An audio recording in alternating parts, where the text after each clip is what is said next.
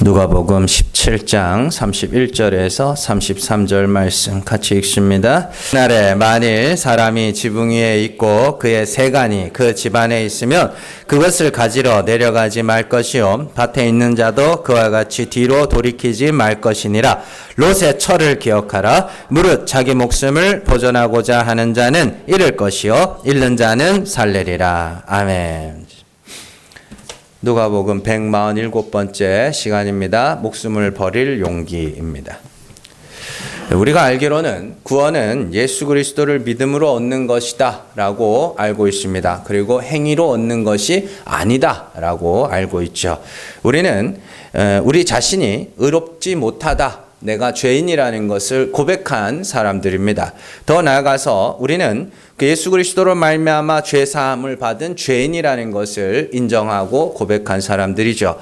그래서 사도들도 율법을 지켜 의롭게 된다. 율법을 지켜야 의롭게 된다고 가르치는 유대인들에 맞서서 그들이 아니다. 구원은 오직 그리스도의 은혜로 얻는 것이다 라고 확정한 사람들입니다. 사도행전 15장 11절 말씀 같이 읽습니다. 그러나 우리는 그들이 우리와 동일하게 주 예수의 은혜로 구원받는 줄을 믿노라 하니라. 아멘. 이게 이제 사도행전에 나오는 예루살렘 공회가 모였을 때 그 주제 중에 하나였죠. 그래서 유대인들 중에 어떤 이들이 교회에 들어와서 할례를 받고 율법을 지켜야 구원에 이룰 수 있다라고 가르치니까 사도들이 그게 큰 소동이 됐어요. 사도들끼리도 그게 분쟁이 됐습니다. 그래서 사도들이 모여서 아니다. 구원은 그리스도의 은혜로 얻는 거다. 율법의 행위로 말미암은 것이 아니다라고 확정한 그런 사건이죠. 그래서 우리는 사도 바울에서 로마서 같은 데 가면 일한 것이 없이 의롭다 함을 받는 자가 성도다. 이렇게 이야기를 합니다. 일한 것이라는 단어가 행한 것이라는 뜻이에요. 그러니까 우리는 예수 그리스도의 은혜로 말미암아 구원을 얻는 것이죠. 그런데 사실 성경을 이렇게 보다 보면 예수를 믿으면 뭔가 특별한 일을 해야 될 것 같다는 느낌이 많이 듭니다. 그게 이제 오늘 말씀이 그런 내용 중에 하나죠. 오늘 말씀이 여러분들이 성경을 읽으면서 제일 마음에 걸리는 게 뭐예요? 목숨을 잃으면 나오잖아요. 오늘 말씀 한번 보세요. 거기 33절. 무릇 자기 목숨을 보존하고자 하는 자는 잃을 것이요 잃는 자는 살리리라. 이렇게 되어 있습니다. 그럼 이제 예수 그리스도를 위해서 목숨을 바쳐야 되는 거예요. 그렇죠? 참 무서운 말씀입니다. 그런데 솔직하게 말씀드리면 여러분들도 한번 잘 생각해 보세요. 저도 이제 어려서부터 신앙생활을 해왔지만 예수 믿는 것 때문에 목숨이 위태로울 만한 일을 겪어본 적이 없거든요. 여러분들 어떠세요? 부모님이 이렇게 막 죽여버린다 막 그러신 적은 그러진 않잖아요. 그죠? 그냥 뭐 한두 대 때릴 정도지. 그렇습니다. 저는 그래요. 복음을 전하면서 교회에서 쫓겨난 적은 있습니다. 그것 때문에. 근데 그것 때문에 내가 목숨을 어떻게 그러진 않았거든요. 네. 그리고 기독교 초기에는 목숨을 걸어야 할 만한 일들이 있기는 했지만 지금은 없고요. 또한 기독교 전체 역사를 보면 목숨을 걸어야 하는 시기보다 목숨을 걸지 않아도 되는 시기가 훨씬 더 길었습니다. 그건 한국 기독교도 마찬가지죠. 한국 기독교의 초반의 그 박해의 역사는 낯설어서 오는 박해. 뭔지 아시죠? 낯서니까. 그런 박해는 불교에도 있다고 늘 말씀드려요. 신라시대 때 여러분들이 잘 아시는 이차돈 같은 그런 사람들. 목 잘라서 죽었거든요. 그 사람. 그건 왜 그랬어요? 불교가 나쁜 거라서? 아니요. 낯설어서 그런 거예요.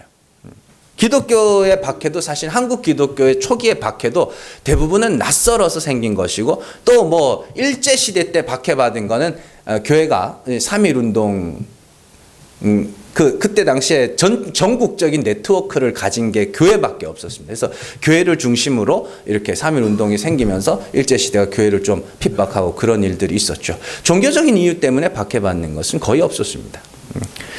자. 그런데 예수님은 목숨을 잃어야 한다. 그렇게 이야기를 합니다. 그러면 우리가 굳이 기독교를 박해하는 나라를 찾아가서 거기서 날 죽여라 그렇게 해야 되는 것인가? 예? 그러기에는 저의 신앙이 그 정도는 안 되는 것 같습니다. 무섭고요, 두렵고요, 그렇습니다. 솔직히 예수를 믿는 자는 죽인다고 하는 곳까지 가서 복음을 전할 수 있을 만한 용기는 없는 것 같습니다. 그런 일들은 정말 특별한 은사를 받으신 분들이 하는 거고 그분들은 진짜 박수 쳐주고 싶고 그렇습니다. 저는 지금 이 사역을 감당하기도 빠듯한 사람입니다. 그렇다면 이제 오늘 말씀을 어떻게 봐야 되는가? 자, 오늘 말씀을 이해하기 위해서는 예수님이 말씀하신 그 목숨이라는 것이 무엇인지를 알아야 되는 겁니다. 성경을 이렇게 객관적으로 좀 보실 필요가 있는데요. 그 사도행전을 이렇게 여러분들이 보시면 사도들이 생각보다 겁이 꽤나 많았다는 것을 알 수 있습니다. 우리가 생각하기에 사도들은 복음을 반대하는 자들과 목숨을 걸고 맞서서 싸웠을 것 같지만 실제로 사도행전에서 말하는 사도들의 모습은 반대하고 핍박하는 자들이 있으면 그들과 맞서는 게 아니라 도망갔어요. 피하여서 도망갔다고요. 한 군데만 찾아볼게요. 사도행전 13장 50절에서 51절 말씀 같이 읽습니다. 이에 유대인들이 경건한 귀부인들과 그 신의 유력자들을 선동하여 바울과 바나바를 박해하게 하여 그 지역에서 쫓아내니 두 사람이 그들을 향하여 발에 티끌을 떨어버리고 이고니온으로 가거늘. 아멘. 이게 이제 사도행전의 이 전체적인 흐름을 아셔야 되는데 사도들이 이렇게 가잖아요. 그러면은 제일 먼저 유대인의 회당에 먼저 갑니다. 유대인의 회당에서 말씀을 전해요. 그러면 유대인들이 반박하고 비방합니다. 그러면 그들이 그 다음에 그 동네에 있는 이방인에게로 복음을 전합니다. 그러고 나면 시간이 되면, 때가 되면 유대인들이 또 그 동네 사람들을 선동하거나 자기들이 직접 핍박합니다. 그러면 얘네들이 그 다음으로 이동을 합니다. 그러니까 이게 사도행전을 보면 사도들이 막 우리는 복음을 위해서 뭐 그런 거 없어요. 그냥 여기 갔다가 싫어하면 저기 갔다가 싫어하면 저기 갔다가 이런다고요. 그러니까 막 맞서 싸우고 막 목숨을 걸고 뭐 그러지 않아요. 물론 뭐 마지막에 사도 바울이 그리스도의 복음을 전하려면은 내 목숨도 아깝지 않다 뭐 그런 고백을 합니다만은 그마저도 그것 때문에 죽지는 않아요, 사도 바울이. 이런 모습은 사도행전에 반복해서 나타납니다. 어디를 가든지 유대인의 회당에서 복음을 전하고 비방을 당하고 이방인에게 복음을 전하고 그 다음에 박해가 있으면 그 다른 지역으로 가고 늘 그랬어요. 또한 우리가 이 베드로가 십자가에 거꾸로 못 박혀서 죽었다든지 바울이 목이 잘렸는데 뭐 7번 통통 튀더니 뭐 어떻게 됐다든지 뭐 이런 거는 전설이에요. 확인되지 않은 전설이라고요. 그게 정말로 그렇게나 중요한 거였으면 사도행전에 기록되어 있어야 합니다. 그러니까 좀 여러분들 그 로마 교회의 초대 교황을 누구라고 이야기해요? 로마 카톨릭에서는 로마 교회 초대 교황을 베드로라고 합니다. 그래서 그들은 교황은 무효하다고 생각을 해요. 교황 무효소를 주장하죠. 그래서 그들은 초대 교황을 어떻게든지 뭐 해야 돼요?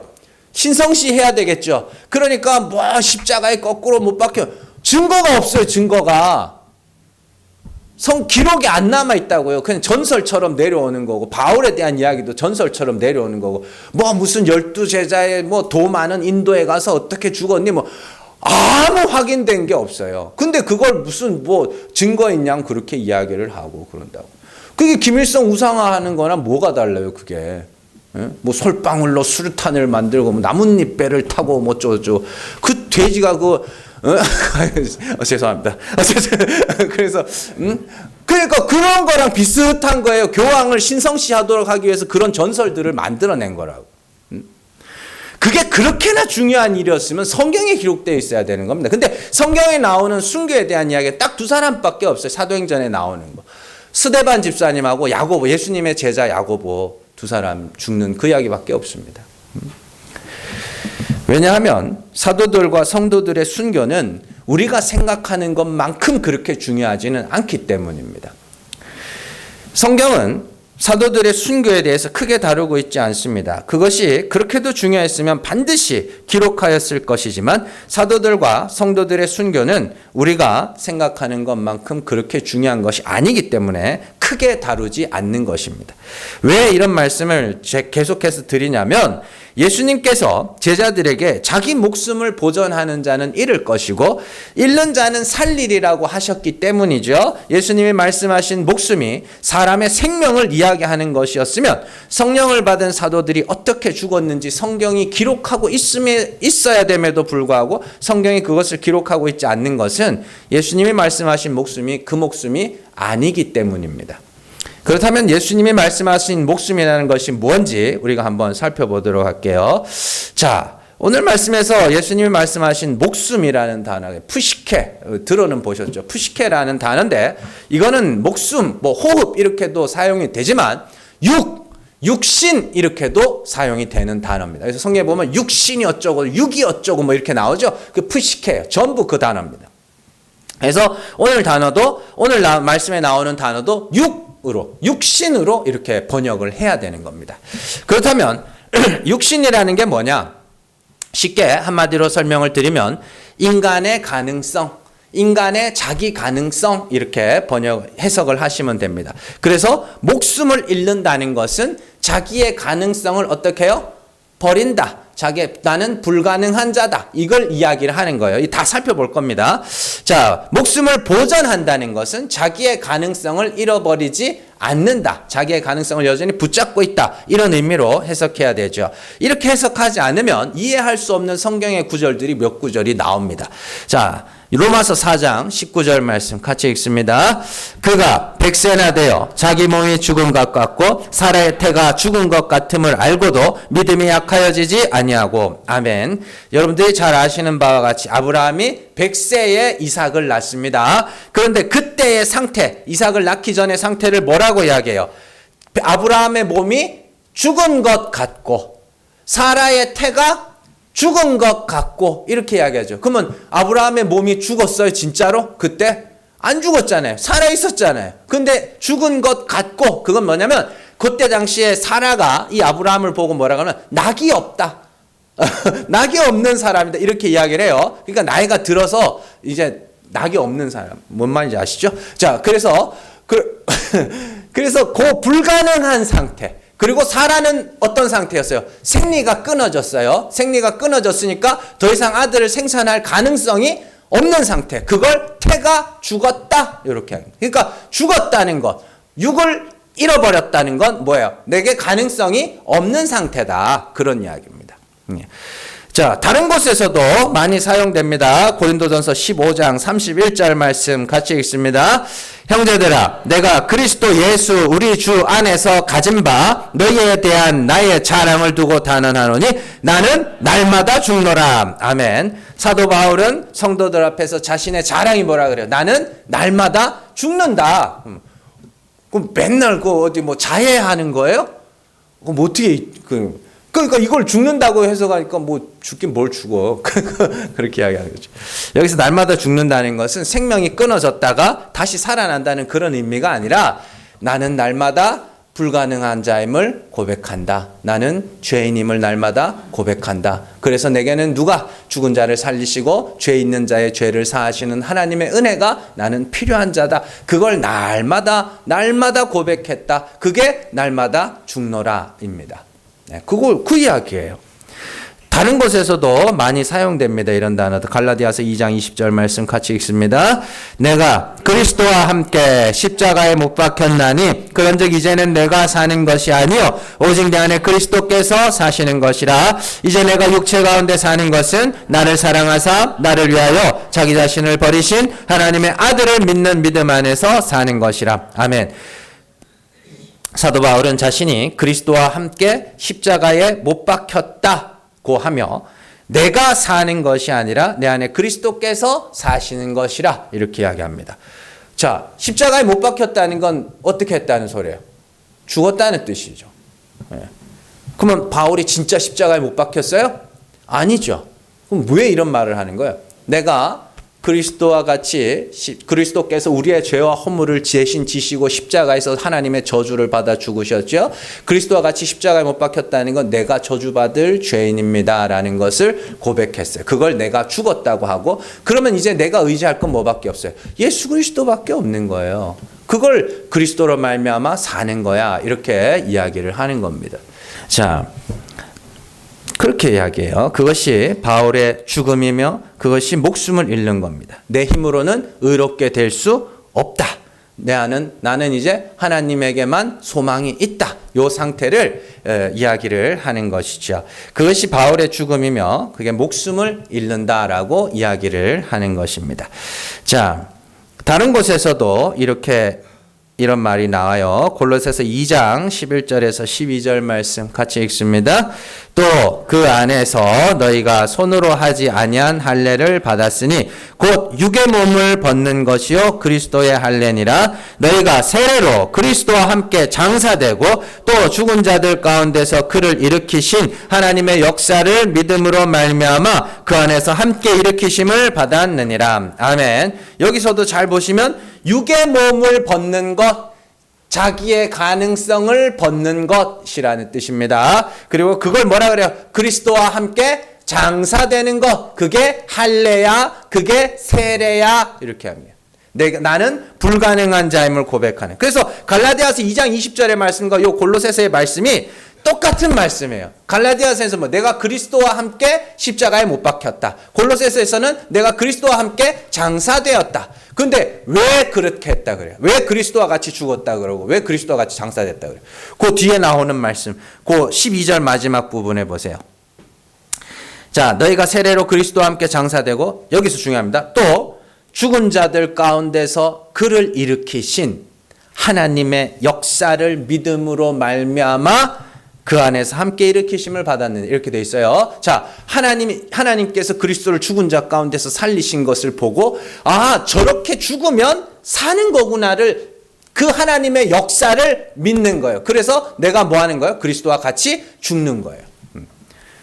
그걸 육을 버렸다, 목숨을 잃었다라고 이야기를 하는 겁니다. 하나님 불쌍히 여겨주세요. 나는 죄인 중에 계십니다. 이게 내가 죽는 거예요. 목숨을 잃는 거예요. 내게는 아무런 의가 없습니다. 이거요.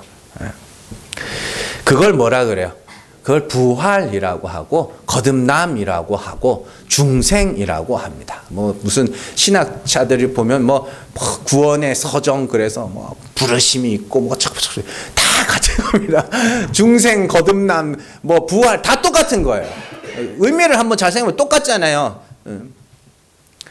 이처럼 성경에서 목숨이라는 것은 단순히 인간의 호흡이나 인간의 생명만을 이야기하는 것이 아니라 인간의 자기 가능성을 뜻하는 단어라는 것을 잘 기억을 하셔야 돼요. 자, 그런 의미에서 오늘 말씀을 보면 이제 좀 더 이해하기 쉽습니다. 예수님이 목숨을 보존하고자 하는 자는 잃을 것이고 잃는 자는 살리리라고 하신 말씀은 예수를 위해서 목숨을 바치면 하나님이 우리를 살리신다는 그런 의미가 아니라 내 의를 버리고 내 행위와 공로를 버리고 내 자랑도 버리고 나의 불가능함을 고백하며 하나님의 긍휼하심을 구하고 우리의 믿음과 소망을 하나님께 두는 자, 그게 예수를 믿는 거예요. 그 자들만 뭐 하는 거예요? 구원을 받아요. 왜요? 늘 말씀드리지만 천국은 우리를 구원하신 하나님이 높임을 받는 곳이에요.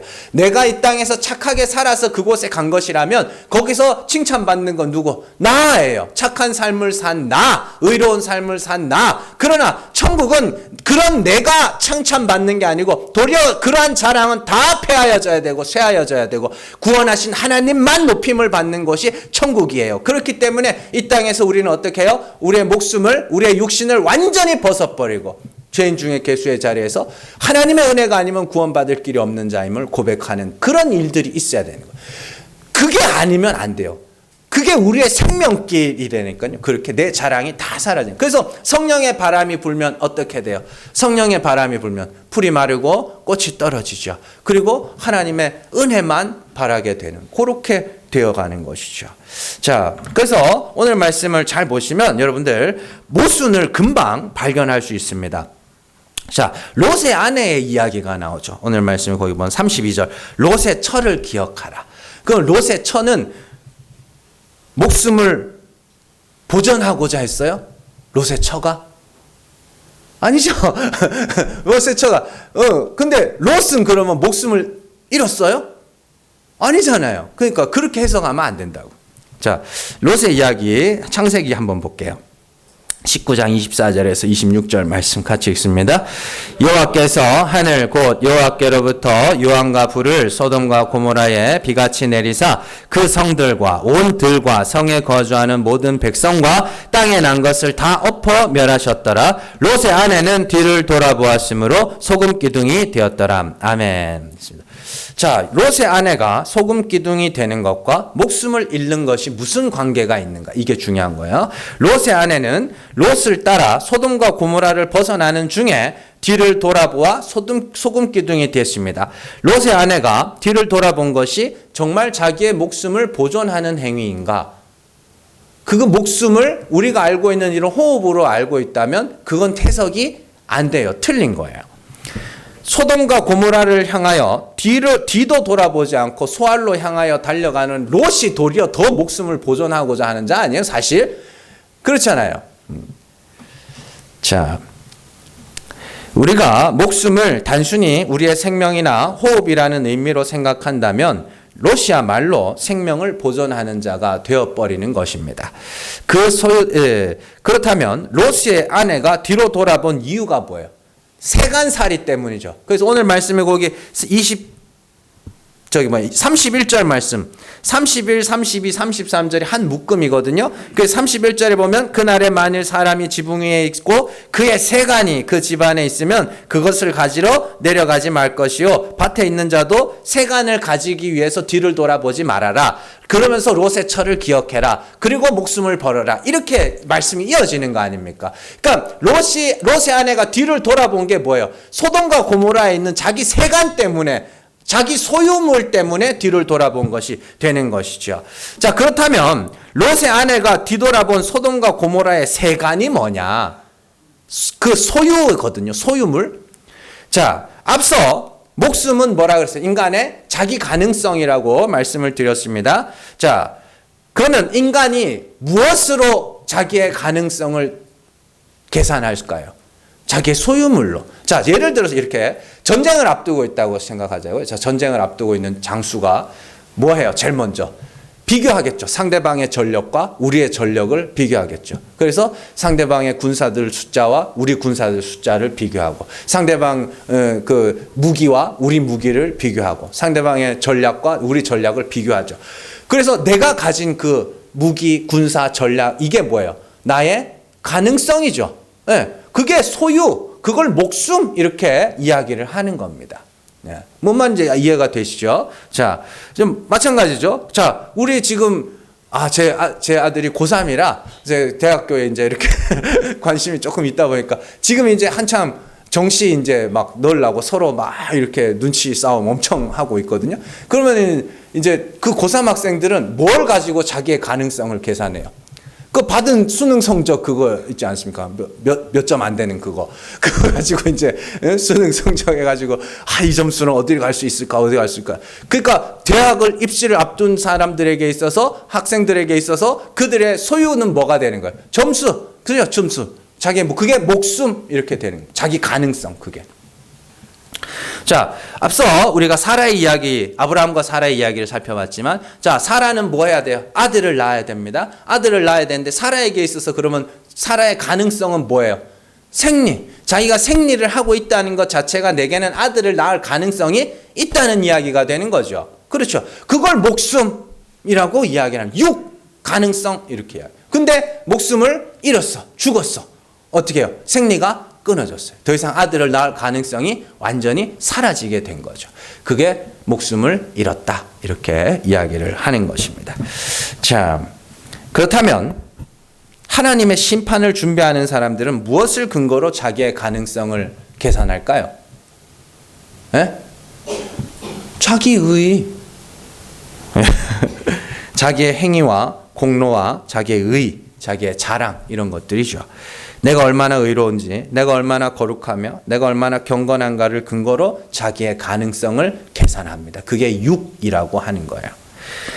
이러한 자기의와 자기 거룩, 자기의 공로가 목숨이며 이것이 세간이 되는 것이죠. 그런데 어느 날 내가 죄인으로 고발을 당한 거예요. 그러면 내 세간이 다 어떻게 되는 거예요? 털리게 되는 거죠. 가난한 자가 되는 거죠. 그러면 자기의 죄가 드러나면 그 사람은 그동안 쌓아온 자기의 공로와 행위와 자랑들이 다 사라지고 완전히 불가능한 자가 되는 겁니다. 그리고는 하나님 앞에 구할 건 뭐밖에 없어요? 긍휼, 불쌍히 여겨주세요. 이거밖에 없게 되는 거죠. 그래서 야고보가 뭐라 그래요? 긍휼은 심판을 이기고 자랑하느니라. 그렇게 이어지는 겁니다. 그걸 목숨을 잃는 것이라 이야기하죠. 그래서 요한계시록에 가면 제 이야기가 아니라 요한계시록에 가면 소돔과 고모라와 예루살렘을 같은 곳으로 취급을 하는 모습이 나오죠. 계시록 11장 8절 말씀 같이 읽습니다. 그들의 시체가 큰 성길에 있으리니 그 성은 영적으로 하면 소돔이라고도 하고 애굽이라고도 하니 곧 그들의 주께서 십자가에 못 박히신 곳이라. 아멘. 자, 큰 성, 요한계시록 큰 성이 어디예요? 바벨론, 그죠? 그리고 소돔, 애굽, 그리고 또 하나 뭐예요? 예수께서 십자가에 못 박히신 예루살렘. 그 넷이 영적으로 하면 같은 거야 라고 이야기를 하는 겁니다. 제가 짧게 설명을 해드리면, 자, 소돔은 뭐예요? 하나님을 사랑해야 할 자들이 자기를 사랑하는, 순리로 쓸 것을 영리로 쓰는, 그 소돔 하면 동성애죠. 그게 동성애예요. 하나님을 사랑해야 될 자들이 자기를 사랑하여 그걸 순리로 쓸 것을 영리로 쓰게 되는 그런 것을 상징하는 것이고, 애굽은 바로의 종이 돼요. 율법의 종이 돼요. 어떻게 해요? 애굽 땅은 특징이 뭐예요? 밭에 쓸 물을 자기 발로 물을 대는 곳이죠. 그래서 자기의 수고와 노력으로 의롭게 되고자 하는 그런 율법주의를 상징하는 곳이 애굽이고, 바벨론은 뭐예요? 바벨론 느부갓네살 왕 하나님께서 저주하실 때 네가 뭐라 그래요? 내가 하늘에 올라서 하나님과 같은 자리에 오르고자 하는. 그래서 바벨론 그런 거. 우리가 우리의 힘으로 하늘에 이르자. 율법 열심히 지켜서 우리가 의롭게 되자. 그게 뭐예요? 바벨론. 그게 다 통합한 게 뭐예요? 예루살렘 당시, 예수님 당시 유대인들이 어땠어요? 율법의 모든 계명을 항상 지켜서 우리가 의롭게 된다. 그게 예루살렘입니다. 그러니까 소돔과 애굽과 바벨론과 예루살렘이 같은 곳이야. 그러면 그 율법주의 하에 그들의 소유, 그들의 세간이 뭐겠냐고요? 자기 행위라고요. 그러면 여러분들, 우리는 안 그럴 것 같으세요? 우리도 그래요. 그래서 성령의 역사와 성령의 도우심이 필요한 거고. 그래서 예수님은 목숨을 버리라고, 오늘 말씀에서는 목숨을 버리라고 하셨지만 다른 곳에서는 네 소유를 버리라 이렇게도 말씀을 하셨습니다. 마태복음 19장 21절에서 22절 말씀 같이 읽습니다. 예수께서 이르시되 내가 온전하고자 할진대 가서 내 소유를 팔아 가난한 자들에게 주라. 그리하면 하늘에서 보화가 내게 있으리라. 그리고 와서 나를 따르라 하시니 그 청년이 재물이 많음으로 이 말씀을 듣고 근심하며 가니라. 아멘. 이 부자 청년에게 있어 예수님이 버리라고 하신 소유가 뭐냐? 그의 많은 율법 지킴이었습니다. 예수님이 내가 무엇을 하여야 영생을 얻을까요? 라고 부자 청년이 이야기를 하죠. 그때 예수님이 율법의 계명을 쭉 읊어주시면서 가서 율법 지켜! 이렇게 이야기합니다. 그러니까 이 청년이 뭐라 그러면 내가 그 율법은 어려서부터 다 지켰습니다. 다 지켰습니다. 그때 예수님이 너에게 하나 부족한 게 있어. 네 소유를 버리고 나를 따라.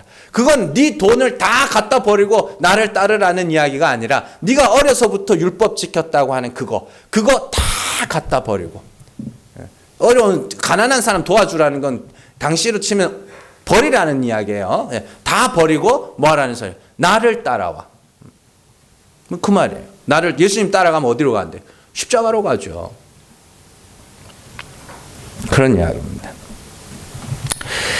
자, 지금까지의 말씀을 종합하면 성도의 목표 지점이 어디예요? 목숨을 잃는 곳, 그죠? 나의 불가능함이 고발되는 곳, 완전한 불가능함이 고발되고 그 믿음과 소망이 하나님께만 두는 그 자리, 그것이 성도의 목표 지점이라는 것을 알고 있습니다. 그러면 거기가 끝이에요? 그 죽음이 끝이고 거기 가난해지는 게 끝이에요? 아니죠. 왜요? 하나님이 죽은 자를 살리시고 가난한 자를 부욕해 하시는 분이심을 믿기 때문에 죽는 거고 믿기 때문에 가난해지는 거 아닙니까? 자, 그래서 내가 불가능한 죄인으로 낮아지면 하나님이 우리를 의롭다 하실 것이며, 내가 일한 것이 없는 죄인이 되면 하나님이 우리의 죄를 사하여 주신다고 하니 뭐 하는 거예요? 내 죄와 허물들을 고백하기 시작하는 것이죠. 자, 고린도전서 15장 36절 말씀 같이 읽습니다. 어리석은 자여, 내가 뿌리는 씨가 죽지 않으면 살아나지 못하겠고, 42절에서 43절 같이 읽습니다. 죽은 자의 부활도 그와 같으니 썩을 것으로 심고 썩지 아니할 것으로 다시 살아나며, 욕된 것으로 심고 영광스러운 것으로 다시 살아나며, 약한 것으로 심고 강한 것으로 다시 살아나며. 아멘. 자, 사도 바울이 부활에 대해서 씨 뿌리는 것으로 설명합니다. 여러분들 고린도전서 15장은 부활장입니다. 그리고 그 부활을 설명하기 위해서 씨 뿌리는 것으로 비유를 하는 것이죠. 자, 제일 중요한 거는 36절입니다. 자, 씨를 뿌려서 요 씨가 반드시 뭐 해야 돼요? 죽어야 돼. 요게 죽어야 뭐 하는 거예요? 새로운 것으로 나는 거예요. 그래서 씨가 안 죽으면 안 돼요. 그래서 거기 42절에서 43절에 보면 심고 나는 단어는 뭐래요? 죽으면으로 해석을 해야 되는 겁니다. 자, 그래서 썩을 것으로 심고 그 썩을 것이 죽으면 어떻게 해요? 썩지 아니할 것으로 부활하고, 욕된 것으로 심고 욕된 것이 죽으면 영광스러운 것으로 다시 부활하며, 약한 것으로 심고 그 약한 것이 죽으면 강한 것으로 다시 부활하게 되는 겁니다. 그러면 여기서 중요한 건 거예요. 우리의 처음 것은 뭐예요? 썩을 것이고 욕된 것이고 약한 것이죠. 처음 것은. 그 처음 것이 죽어야 하나님이 우리를 썩지 아니할 것으로 영광스러운 것으로 강한 것으로 다시 살리시죠. 그런데 우리가 죽지 않으면 썩을 것과 욕된 것과 약한 것이 그대로 있는 거죠. 그러니까 반드시 이건 뭐야 돼요? 처음 것은 죽어야 되는 겁니다. 자, 그런데 여기서 중요한 게 그거예요. 처음 것은 썩을 것이고 욕된 것이고 약한 것이라는 말은 이 땅에 썩지 않을 것, 영광스러운 것, 강한 것은 애초에 없다예요. 한마디로 말해서 다 죄인이다. 다 죄인이다. 사람들 중에 썩지 않을 것이 없고 영광스러운 것이 없으며 강한 것이 없다는 뜻이에요. 다만 썩지 않을 것인 것처럼 하는 거, 잘 적어놨는데, 썩지 않을 것인 척 할 뿐이고 영광스러운 것인 것 척 할 뿐이며 강한 척 할 뿐입니다. 뭔 말인지 아시겠어요? 여러분들 여기 별 문제 없는 것처럼 이렇게 앉아 있지만 까보면 다 혹시나 이거 들키면 어떨까 하는 그런 것들이 다 있으실걸요? 저 같은 사람은 더 심합니다. 제가 이렇게 동네에서 어떻게 하다 보니까 아는 아줌마들이 좀 생겼어요. 그래서 이야기를 절대 목사라고 안 합니다. 절대로 목사라고 안 해요. 기회 되면 전도는 할 건데 목사라고는 안 합니다. 혹시나 말 한마디 뭐 행동 거지 하나 실수할까봐 안 합니다. 그래. 근데 왜냐? 제가 제 자신을 너무 잘 알거든요. 제가 얼마나 부족한 사람인지, 얼마나 죄가 많은 사람인지 너무 잘 알거든요. 그냥 다 그런 척하고 살 뿐이지, 사실은 한 커플 까뒤집어 보면 정말 썩을 것이고, 정말 속된 것이고, 욕된 것이고, 약한 것일 뿐입니다. 다 죄인일 뿐, 아닌 척하고 살 뿐입니다. 그러니까 여러분들 서로를 보면서 뭐 너무 부러워하지 마세요. 그냥 아닌 척하고 사는 것일 뿐이라니까요. 그러니까 나는 내 자신을 너무 잘 아니까 그냥 다른 사람들은 어떻게 저 사람은 저렇게 반듯하게 저렇게 안 그래요, 여러분들. 그렇지 않아요. 다 똑같아요. 아닌 척하고 안 들켰을 뿐입니다. 모두가 자기를 속이며 남들을 속이며 하나님까지 속이며 살아갈 뿐입니다. 그러나 하나님은 업신여김을 받지 않으시는 분이시며 사람의 속을 살피시는 분이라 누구에게도 속지 않으시죠. 그래서 죽는다는 것은 살아있는 자가 죽는 것이 아니라 원래 죽은 자들이 원래 죽은 자기의 모습을 고백하는 것일 뿐입니다. 원래 욕된 자들이 자기의 욕된 모습을 고백하는 것일 뿐입니다. 원래 썩을 것들이 자기의 썩을 것을 고백하는 것일 뿐이라고요. 뭔가 대단한 일을 한다고 생각하지 마세요. 원래 나를 고백하는 것일 뿐이라고요. 그걸 죽었다라고 이야기를 하는 겁니다. 사람들 중에 그런 사람들이 있습니다. 분명히 자기가 잘못했음에도 불구하고 반복해서 남 탓을 하는, 반복해서 계속. 그래서 그게 뭐 하는 거예요? 자기 최면을 거는 겁니다. 나는 죄 없어, 나는 죄 없어, 난 잘못한 거 없어. 계속 이렇게 하면서 끝까지 나는 죄가 없어. 이렇게 몰고 가는 사람들이 있습니다. 그런데요, 이보다 더 나쁘고 더 위험한 게 뭐냐면 자기의 행위를 반복해서 말하여 자기 자신을 의롭다 하는 자들이 있습니다. 이게 진짜 위험한 거예요.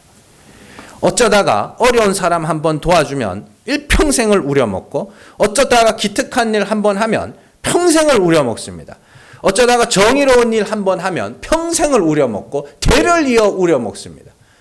독립운동은 지네 조상이 했는데 왜 지가 독립운동가처럼 그러는 것이며, 6.25 참전은 할아버지가 했는데 왜 자기가 6.25 참전했는 것처럼 그러는 것이며, 그런 것들이요 계속 말하면서 나는 의로운 사람이야. 그래서 지가 무슨 일을 해도 그건 정의로운 일이 돼버리는 그런 사람들이 있죠. 실제로 있죠. 정말 그 정도로 우려먹으면 소뼈도 형태도 안 남을 것 같아요. 왜 그렇게 우려먹을 것 같으세요? 자기를 속여가는 거예요. 자기를 속여가는. 근데 하나님은 절대로 속지 않으셔요. 그리고 하나님은 그 택하신 자를 절대로 자기를 속이지 못하게 하십니다. 다 까발리십니다. 그래서 아이고 하나님, 나 알고 봤더니 이렇게 썩을 거였네요. 나 이렇게 욕된 거였네요. 그러니까 원래 내 모습을 알아가는 거예요. 그래서 나는 하나님의 긍휼하시면 안 되는군요. 나는 예수 십자가가 아니면 안 되네요. 이렇게 가는 거란 말이죠. 자, 야고보서 1장 22절, 26절 같이 읽습니다. 너희는 말씀을 행하는 자가 되고 듣기만 하여 자기를 속이는 자가 되지 말라. 26절 같이 읽습니다. 누구든지 스스로 경건하다 생각하며 자기 혀를 죄가 물리지 아니하고 자기 마음을 속이면 이 사람의 경건은 헛것이라. 아멘. 자기를 속이는 자들이 두 부류가 나오죠. 첫 번째는 말씀을 듣기만 하고 행하지 않는 것. 야고보서에서 말씀을 행한다는 건 율법에 대하여 죽는 겁니다. 율법으로 죄를 알고 그 죄로 죽는 걸 말씀을 행한다고 이야기를 하는 거예요.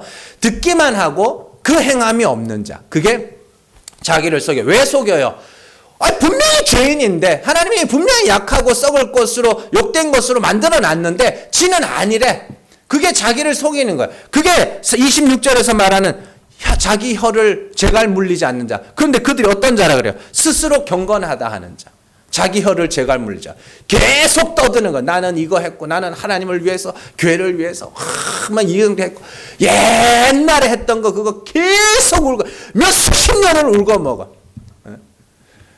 아니요, 여러분들. 신앙생활이 거듭될수록 여러분들의 죄가 계속해서 폭로돼야 되고 계속해서 드러나야 되고 십자가 아니면 안 되는구나로 가야 되는 겁니다. 그러니까 예전에 했던 거 그런 것들은 빨리 털어내셔야 돼요. 그게 목숨을 잃는 겁니다. 그거 없으면 하나님이 안 된다고요.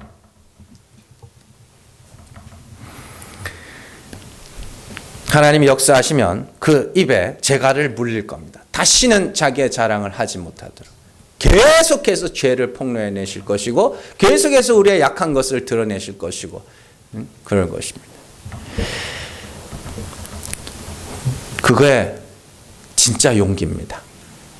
저기 선교지에 가서 목숨을 걸고 복음을 전하시는 분들도 물론 용기 있는 분들입니다만은 진짜 용기 있는 자는 자기의 본 모습을 마주할 수 있는 자들입니다. 그냥 숨는 자가 아니라. 제가 이거 한번 말씀을 드렸는데 이 사진 찍다가 요즘 핸드폰 카메라 이렇게 있잖아요. 그래서 핸드폰 카메라 사진 찍다가 이렇게 갤럭시 핸드폰 같은 경우는 이렇게 올리면은 이게 셀카 모드로 바뀝니다. 그래서 막 찍으려다가 셀카 모드로 확 바뀌면 내 얼굴이 확 비치거든요. 그러면 여러분들 어떻게 하세요?